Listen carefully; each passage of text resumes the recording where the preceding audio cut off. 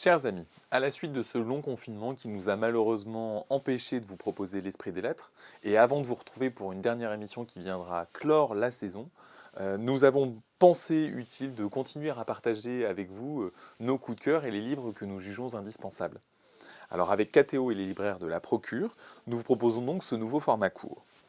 Et pour l'initier, permettez-moi de partager avec vous mes enthousiasmes ces dernières semaines, principalement centrés d'ailleurs autour de livres de poche qui sont à la fois pratiques et peu chers. Je commence donc par une lecture de circonstance avec le Hussard sur le toit de Jean Giono. Alors, c'est un classique dont malheureusement la crise illustre l'intemporalité. Nous sommes en 1830 à Manosque, dans une Provence accablée de chaleur et malheureusement frappée par le choléra. Et dans ce contexte pour le moins trouble, nous suivons l'incroyable aventure d'Angelo, cet impétueux hussard, ce Carbonaro à la recherche de son compagnon.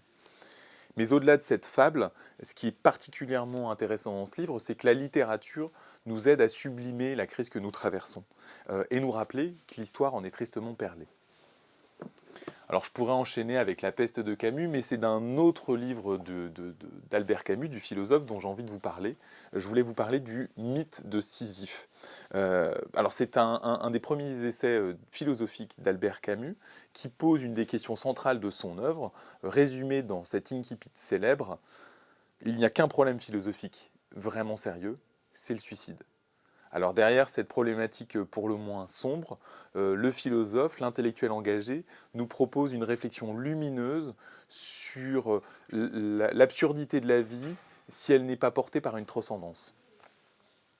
Je poursuis avec Joseph Kessel, autre grande figure emblématique du XXe siècle. Ses œuvres vont d'ailleurs être publiées ces prochains jours dans la prestigieuse collection La Pléiade. Et parmi cette œuvre abondante, je ne peux que vous parler des Mains du miracle, puisque c'est un livre formidable dont le succès ne ralentit pas et qui continue génération après génération à séduire les lecteurs. Et pour cause, c'est un destin absolument incroyable que nous raconte Joseph Kessel, c'est celui de Félix Kersten, qui était un masseur et qui par hasard, une succession de hasards, se retrouve à soigner Himmler. Et grâce à son don pour le massage, il réussira à épargner et à sauver des milliers de potentielles victimes en les échangeant contre les soins prodigués face aux douleurs intolérables dont souffrait Himmler, dont souffrait le bourreau nazi. C'est un livre à lire, à relire et à offrir pour la force d'âme et le courage dont il témoigne. Je termine avec sans doute ma plus belle lecture de ces dernières semaines, avec Jean Grosjean et son Pilate. C'était précisément ma lecture de Semaine Sainte. Comme nous étions tous privés de chemin de croix, j'ai pris un pas de côté en lisant Jean Grosjean. Alors Jean Grosjean, on connaît sa vie, on connaît son parcours d'intellectuel, de traducteur, de poète, d'éditeur. C'était l'ami d'André Malraux, de Claude Gallimard. Ici, dans ce Pilate, j'ai été totalement bouleversé par l'humanité qui se dégageait de son personnage principal, à savoir Pilate, et aussi par la forme et la qualité, la beauté de l'écriture de Jean Grosjean.